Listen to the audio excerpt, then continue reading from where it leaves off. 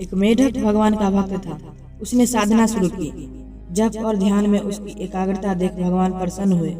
भगवान ने भक्त को दर्शन देकर कहा, वत्स, मैं तुम्हारी भक्ति से प्रसन्न हूँ। मैं तुम्हें वरदान देना चाहता हूँ। बोलो, तुम्हारी क्या इच्छा है? मेढक बोला, मेरे मन में कोई आकांक्षा नहीं है प्रभु। भक्ति से जो मुझे सुख मिलता है वह असाधारण है। कठिनाई एक ही है कि जब मैं ध्यान लगाने बैठता हूँ तो एक चूहा इधर आता है। उसकी आवाज़ सुनकर मैं कांप जाता हूँ। उससे ध्यान में विघ्न पड़ता है। भगवान ने कहा, मैं तुम्हें बिल्ली बना देता हूँ, फिर तुम निर्भय होकर रह सकोगे। मेढक बिल्ली बन गया। उसने साधना शुरू की। एक दिन भगवान प्रकट हुए। भक्त से पूछा, अब तुम्हारी क्या समस्या है? मेढक बोला, एक कुत्ता इधर आता है, वह भौंकता है तब मुझे डर लगता है।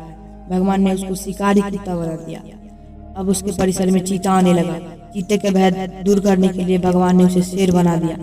फिर भी उसकी परेशानी कम नहीं हुई। अब उसके सामने शिकारी आदमी की समस्या थी। अब वह किसी भी समय उसको अपनी बंदूक का निशाना बना सकता था।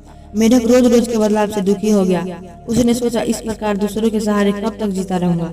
यह जीवन भी तो निरापद नहीं है। मुझे अपने पुरुषार्थ पर भरोसा करना चाहिए और अपनी स्थिति में ही संतुष्ट रहना चाहिए। यह सोचकर उसने भगवान से अनुरोध किया कि अब मैं कुछ नहीं चाहता, मुझे पुनः मेढक बना दीजिए। मेढक बनकर वह भगवान की भक्ति में लीन हुआ और उसकी समस्या का समाधान हो गया।